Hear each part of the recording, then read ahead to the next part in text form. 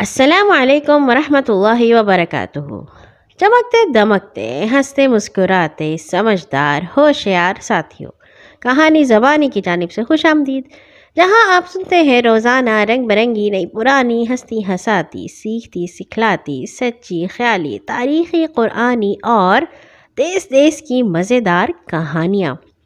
آج ہم آپ کے لیے لائے ہیں ایک ہیرو کی کہانی جن کی ملاقات ہو گئی تھی ایک اور ہیرو سے۔ بھلا یہ دو ہیرو کون تھے؟ سنتے ہیں۔ کہانی کا عنوان ہے بڑا سخی کون، اور اسے آپ کے لیے لکھا ہے طالب ہاشمی نے۔ سخی کون ہوتا ہے؟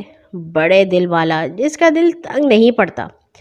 ہمارے رسول پاک صلی اللہ علیہ وسلم کے چچا حضرت عباس رضی اللہ تعالیٰ عنہ کے ایک بیٹے حضرت عبید اللہ رضی اللہ تعالیٰ عنہ تھے۔ وہ بڑے دریا دل تھے اور بیسیوں غریبوں اور محتاجوں کو ہر روز کھانا کھلاتے تھے۔ اس غرض کے لیے وہ ہر روز ایک اونٹ ذبح کراتے تھے۔ ایک دفعہ ان کے بڑے بھائی حضرت عبداللہ بن عباس رضی اللہ تعالیٰ عنہ نے ان کو مشورہ دیا کہ بھائی ذرا اپنا ہاتھ روک کر خرچ کیا کرو، اگر اسی طرح خرچ کرتے رہے تو تمہارا مال جلد ہی ختم ہو جائے گا۔ حضرت عبید اللہ نے جواب دیا، بھائی جان، جب تک اللہ دے رہا ہے تو اسی طرح خرچ کرتا رہوں گا۔ یہ میرے بس میں نہیں کہ غریب اور محتاج میرے دروازے پر بیٹھے ہوں اور میں اپنا ہاتھ روک کر گھر کے اندر بیٹھا رہوں۔ اس کے بعد انہوں نے غریبوں اور محتاجوں کے لیے ایک کے بجائے 2 اونٹ ہر روز ذبح کرانے شروع کر دیے۔ ایک مرتبہ حضرت عبید اللہ رضی اللہ تعالیٰ عنہ اپنے خادم کے ساتھ کہیں جا رہے تھے۔ سفر کرتے کرتے ایک جگہ شام ہو گئی۔ قریب ہی ایک بدو کا گھر نظر آیا۔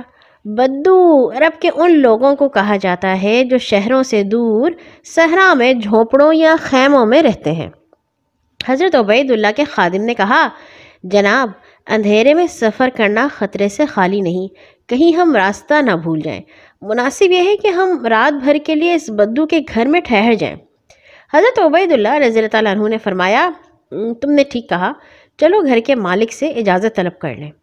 دونوں بدو کے پاس پہنچے اور اس سے کہا، بھائی ہم مسافر ہیں، اس وقت اندھیرا ہو چکا ہے، ہمارے لیے سفر جاری رکھنا مشکل ہے، اگر اجازت دو تو آج کی رات تمہارے ہاں گزار لیں۔ حضرت عبید اللہ رضی اللہ تعالیٰ عنہ اونچے قد کے خوبصورت آدمی تھے۔ بدو ان کو دیکھ کر سمجھ گیا کہ کوئی معزز آدمی ہے۔ ایسے معزز آدمی کو مہمان بنانا اور اس کی مناسب خدمت کرنا کوئی آسان کام نہ تھا، لیکن بدو ذرا بھی نہ گھبرایا۔ اس نے بڑی خوش دلی کے ساتھ کہا، آپ بڑی خوشی سے میرے غریب خانے میں رات گزاریے، میرے لیے یہ عزت کا باعث ہے۔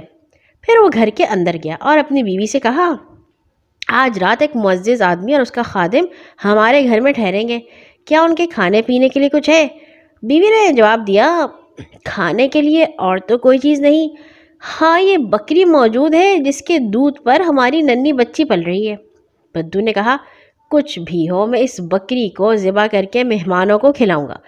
بیوی نے کہا، کیا معصوم بچی کو مار ڈالو گے؟ وہ یہی دودھ پیتی ہے۔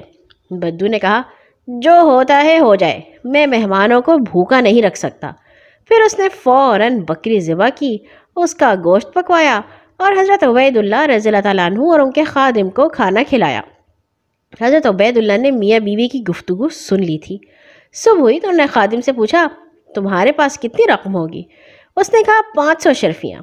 حضرت عبید اللہ رضی اللہ تعالیٰ عنہ نے اس کو حکم دیا کہ یہ ساری رقم اس بدو کو دے دو۔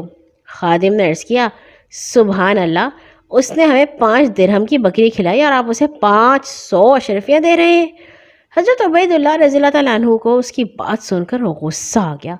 انہوں نے فرمایا، افسوس ہے تمہاری عقل پر، خدا کی قسم ہمارا یہ غریب میزبان ہم سے کہیں زیادہ دریا دل اور سخی ہے۔ ہم تو اپنی دولت سے اسے بہت معمولی رقم دے رہے ہیں، لیکن اس نے ہمیں کھانا کھلانے کے لیے اپنے جگر کے ٹکڑے کو قربان کر دیا۔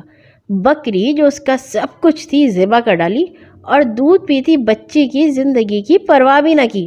خادم خاموش ہو گیا۔ اس نے 500 اشرفیاں اس بدو کو پیش کر دیں۔ بدو نے یہ رقم لینے سے انکار کر دیا اور کہا کہ مہمانوں کی خدمت کرنا میرا فرض تھا، لیکن حضرت عبید اللہ رضی اللہ تعالیٰ عنہ نے اس کا شکریہ ادا کیا اور قسم دے کر کہا کہ یہ اشرفیاں تمہیں ضرور لینی ہوں گی، یہ تمہاری خدمت کا معاوضہ نہیں ہے، بلکہ جس طرح ہم دوسرے حاجت مندوں کی خدمت کرتے ہیں اسی طرح تمہاری بھی خدمت کر رہے ہیں۔ اس پر بدو نے مجبور ہو کر یہ رقم رکھ لی۔ اور یہاں ہوئی ہماری کہانی ختم۔ اللہ تعالی ہم سب کو اتنے بڑے دل کا مالک بنائے، آمین۔ کل آئیں گے انشاءاللہ ایک اور نئی کہانی کے ساتھ۔ ہر نماز کے بعد اپنے لیے اور تمام مسلمانوں کے لیے دعا کرنا مت بھولا کیجیے۔ اللہ حافظ۔